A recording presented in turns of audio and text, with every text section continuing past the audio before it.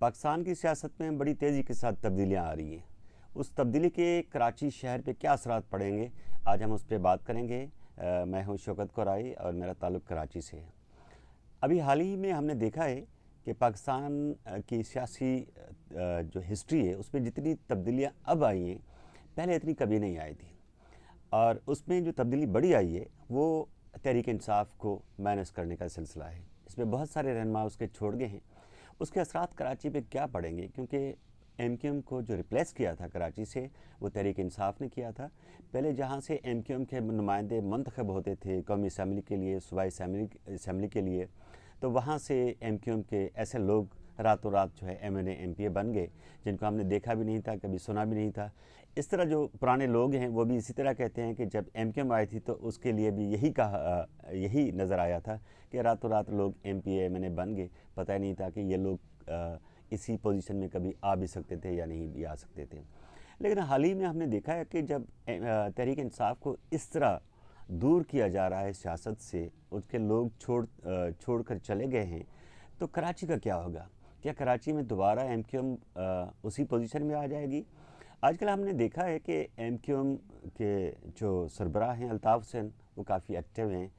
बैनुल-अक़वामी जो इदारे हैं, नशरियाती इदारे, वो उनसे रब्ता भी कर रहे हैं। पहला उसका इंटरव्यू छपा है, नशर हुआ है, वो बीबीसी पर हुआ है। बीबीसी पर जो अल्ताफ़ हुसैन का जो हमने देखा है इंटरव्यू, तो उसमें बहुत सारी ऐसी चीज़ें हैं जो उसका वही जौहर नज़र आ रहा है जो पहले एमक्यूएम के सरबराह के तौर पर वो कराची में खिताब करते थे, और जिस तरह उसका खिताब करने का अंदाज़ था वही उस इंटरव्यू में आ रहा है। उन्होंने बातें भी की हैं कुछ ऐसी पुरानी जो तारीख़ से तारीख़ी हक़ाइक़ भी हैं। साथ साथ उन्होंने एक गाना भी सुना दिया है, क्योंकि वो अक्सर जब लंदन से खिताब करते थे तो खिताब के दौरान वो गाने सुनाते थे, या कोई प्रेस कॉन्फ्रेंस होती थी, कोई ऐसा सवाल जो उसका वो वाज़ेह जवाब नहीं देना चाहते थे तो उस पर वो गाना सुना देते थे। तो इसमें भी उन्होंने एक गाना सुनाया है। तो अल्ताफ़ हुसैन का जो इंटरव्यू हुआ है बीबीसी के साथ, उसमें उन्होंने कहा है कि अगर उनको दोबारा उसी अंदाज से आने दिया जाए तो कराची यूँ चुटकी में बेहतर हो सकता है, कराची के जो मसाइल हैं वो हल हो सकते हैं। इसमें बहुत सारे लोग अल्ताफ़ हुसैन की इस राय से इत्तेफाक नहीं करते, लेकिन बहुत सारे लोग कहते हैं कि कराची में उसका बड़ा असर है और वो इन चीज़ों को ठीक कर सकता है। जो लोग इत्तेफाक नहीं करते उनका क्या कहना है? वो कहते हैं कि अल्ताफ़ हुसैन तो पहले भी था, अल्ताफ़ हुसैन की पार्टी की पहले भी हुकूमत थी, बल्दियाती इदारे पे भी वो रूल करते थे, और उसके साथ सिंध हुकूमत में भी वो एक कोalition पार्टनर थे। लेकिन ये मसाइल पहले भी थे, उनकी हुक्मरानी के दौरान भी थे, शायद इससे ज़्यादा भी थे। लोग 50-50, 60-60, 70-70, 80-80 लोग रोज़ मारे जाते थे। तो क्या अल्ताफ़ हुसैन के आने के बाद ये जो स्ट्रीट क्राइम वाला सिलसिला है वो ख़त्म हो जाएगा, या दीगर मसाइल ख़त्म हो जाएंगे, लोगों को साफ़ पानी मिलेगा?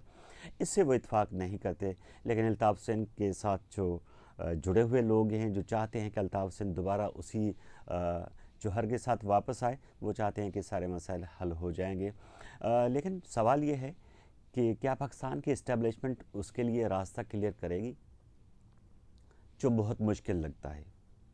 लेकिन जो उसका मुतारिक होना है वो ज़रा इस बात पे सोचने के लिए मजबूर करता है कि शायद कुछ न कुछ हो रहा है, शायद कुछ न कुछ कोई तब्दीली आ रही है, शायद दोबारा उसके साथ बातचीत शुरू हो जाए और उन्हें एक्सेस दिया जाए। लेकिन लिमिटेड एक्सेस होगा, बहुत सारे टर्म्स और कंडीशन होंगे जो इस्टेब्लिशमेंट चाहेगी कि उनके साथ ये टर्म्स और कंडीशन रखे जाएं। अगर वो इस पर राज़ी होते हैं तो शायद उसको एक्सेस दे दिया जाए। लेकिन उसकी निस्बत एमक्यूएम पाकिस्तान जो है वो भी यहाँ पे मौजूद है, जिसको अल्ताफ़ हुसैन कंडेम भी करते हैं, जिसके साथ अल्ताफ़ हुसैन इत्तेफाक भी नहीं करते। कहते हैं कि ये वो राब्ता कमेटी है जिसके लिए उन्होंने कहा था कि ये राब्ता कमेटी करप्ट हो चुकी है। और आप इस इंटरव्यू में भी उन्होंने जिक्र किया है इस राब्ता कमेटी का कि उन्हें मैंने कहा था कि खाओ लेकिन थोड़ा खाओ, फिर मैंने कहा कि थोड़ा और खाओ, लेकिन उसके बाद उन्होंने कहा कि जी वो उन्होंने इतना खाया कि उन्हें कहना पड़ा कि ये राब्ता कमेटी करप्ट है। तो इस्टेब्लिशमेंट के पास ये ऑप्शन भी है। खालिद मकबूल सिद्दीकी की सरबराही में जो एमक्यूएम काम कर रही है, ये उनके लिए बेहतर ऑप्शन हो सकता है बजाय अल्ताफ़ हुसैन के। लेकिन जो ग्रास रूट लेवल तक जो सपोर्ट है वो इस एमक्यूएम पाकिस्तान को नहीं है। इन्होंने बहुत कुछ لوز کیا ہے، اور گراس روٹ لیول تک جو سپورٹ ہے وہ الطاف حسین کو ہے۔ الطاف حسین کے ساتھ آج بھی کارکن ہیں۔ الطاف حسین نے اس انٹرویو میں دعویٰ بھی کیا ہے کہ جب انہوں نے بائیکاٹ کا اعلان کیا تھا تو 75% لوگوں نے ووٹ ہی نہیں دیا۔ لیکن اس پہ بھی ذرا مختلف رائے ہیں کہ جو الطاف حسین کی بائیکاٹ کی اپیل تھی اس میں بھی اپنی جگہ پہ دم ہے، بہت سارے لوگ تھے جو ان کے کہنے پر ووٹ دینے نہیں آئے، لیکن جو انہوں نے دلیل دیا ہے کہ اس کے بائیکاٹ کو یہ چیزیں ثابت کرتی ہیں کہ ووٹ بہت کم پڑے ہیں۔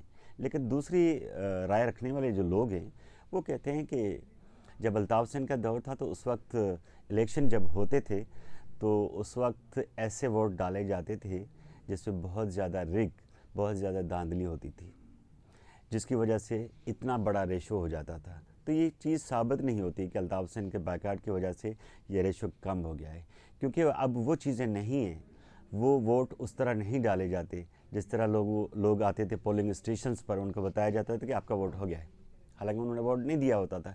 یہ ہم اس کے آئی وٹنس پہ ہیں۔ تو یہ چیزیں کنٹروورشل ہیں جو الطاف حسین کے ساتھ بہت سارے لوگ اتفاق نہیں کرتے، لیکن یہ ایک حقیقت ہے۔ ان کے مخالف بھی کہتے ہیں کہ جو الطاف حسین کے لوگ لائل تھے، جو ان کے ورکر لائل تھے، وہ آج بھی ان کے ساتھ ہیں، لیکن ایم کیو ایم پاکستان کے ساتھ نہیں ہیں۔ انہوں نے بہت کچھ لوز کیا ہے، بہت ساری سیٹیں ہاری ہیں۔ اس کا جو بائیکاٹ تھا بلدیاتی الیکشن کا، وہ بھی اس کا نتیجہ تھا کہ وہ اپنی سپورٹ نہیں دیکھ رہے تھے، کیونکہ الطاف حسین کے ساتھ اردو اسپیکنگ لوگ جو تھے ان کو سپورٹ کر رہے تھے، ان کے بائیکاٹ کو سپورٹ کر رہے تھے، تو ان کو اتنے ووٹ نہیں ملتے، جس کی وجہ سے انہوں نے بائیکاٹ کیا۔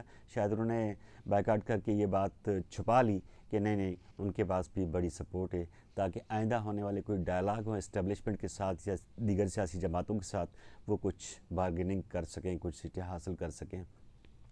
تو اختتام کنکلوژن یہی ہے الطاف حسین کا کہ کچھ نظر آ رہا ہے جو دوبارہ وہ متحرک ہوئے ہیں، اور کچھ یہ بھی نظر آ رہا ہے کہ شاید ان کی بات چیت دوبارہ شروع ہوگی ہے اسٹیبلشمنٹ کے ساتھ، لیکن آنے والے جو چند دن ہیں اس میں دیکھا جائے گا کہ الطاف حسین کو ایکسس مل رہا ہے یا نہیں مل رہا۔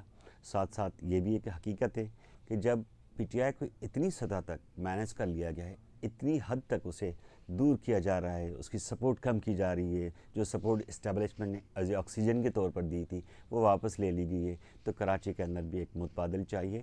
تو یہ فیصلہ بھی جلدی ہو جائے گا کہ کراچی میں اب پی ٹی آئی کا متبادل کون ہوگا، الطاف حسین لیڈ گروپ ہوگا یا جو ایم کیو ایم پاکستان اس وقت کام کر رہی ہے۔ لیکن ایم کیو ایم پاکستان کا الطاف حسین کی سپورٹ کے بغیر کوئی حال نہیں ہے، لیکن اس کے لیے ہمیں کچھ روز کچھ ماہ انتظار کرنا پڑے گا۔ ہو سکتا ہے بہت ساری تبدیلیاں ہمیں دیکھنے میں آئیں جو لوگوں کے گمان میں بھی نہ ہوں۔ اجازت دیجیے گا۔